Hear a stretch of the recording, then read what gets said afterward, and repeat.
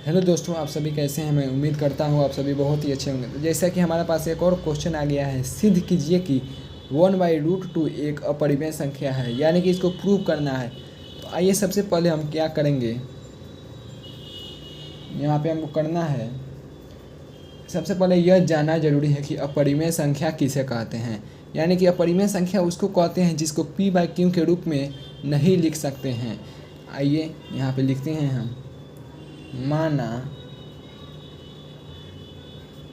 1/√2 एक परिमेय संख्या है।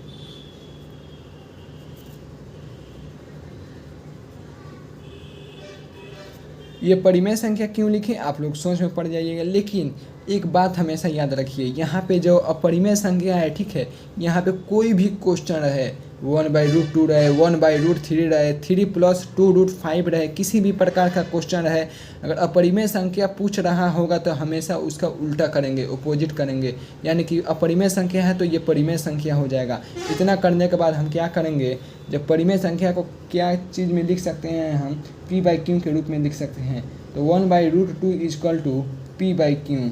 यहाँ पे हम लोग लिख दिए, परिमेय संख्या को P/Q के रूप में लिख सकते हैं। इतना करने के बाद अब क्या करेंगे हम, √2p। अब √2p कहाँ से आया, क्योंकि क्रॉस मल्टीप्लाइकेशन हमने किया।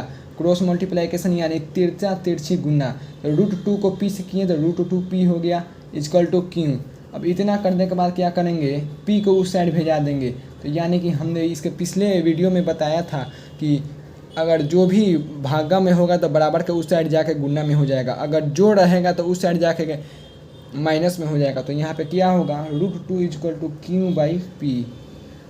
इतना करने के बाद चूँकि Q एवं P एक पूर्णांक है।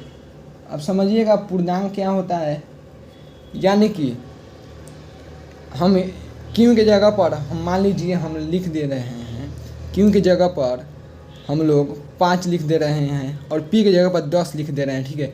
तो 5 × 10 यानी कि 1/2, यानी कि ये हमारा कट गया, ठीक है। यानी कि पूर्णांक हम सभी पढ़े हुए हैं, तो इसीलिए कहने का मतलब है Q और P एक पूर्णांक है। अब इतना करने के बाद हम क्या करेंगे, लिखेंगे, इसलिए Q और P एक पूर्णांक है।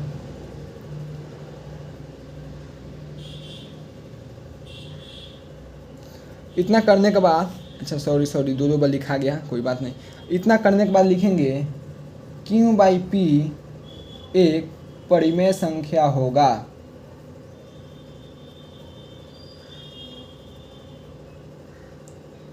अब क्यों परिमेय संख्या होगा, ये अच्छा से समझने की बात है। परिमेय संख्या क्यों होगा, क्योंकि सभी पूर्णांक परिमेय संख्या होगा।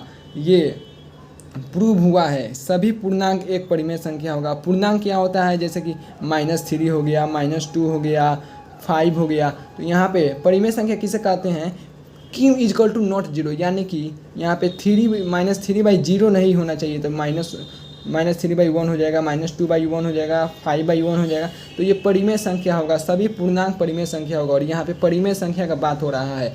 क्वेश्चन में अपरिमेय संख्या पूछा है, लेकिन हम इसको उल्टा माने हैं परिमेय संख्या, तो इसलिए यहाँ पे परिमेय संख्या होगा।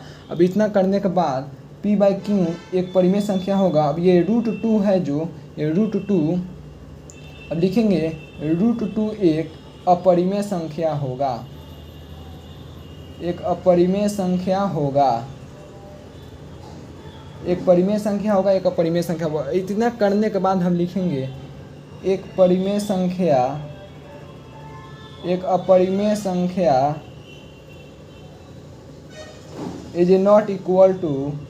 =, एक परिमेय संख्या, एक परिमेय संख्या। यानी कि एक परिमेय संख्या =, एक परिमेय संख्या, यानी कि ये दोनों कभी भी बराबर नहीं हो सकते हैं। इससे हमको ये प्रूव हुआ कि, अतः सिद्ध हुआ कि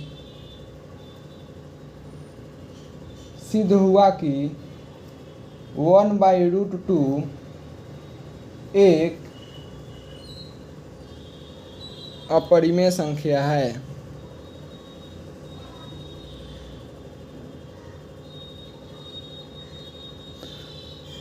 यानी कि इससे सिद्ध हो गया कि 1/√2 एक अपरिमेय संख्या है। दोस्तों मैं उम्मीद करता हूँ आप सभी को ये वीडियो बहुत ही अच्छी लगी हो। इसी प्रकार से हमारे चैनल को सब्सक्राइब करें जिससे सबसे पहले वीडियो आपके पास पहुँचे। Thank you.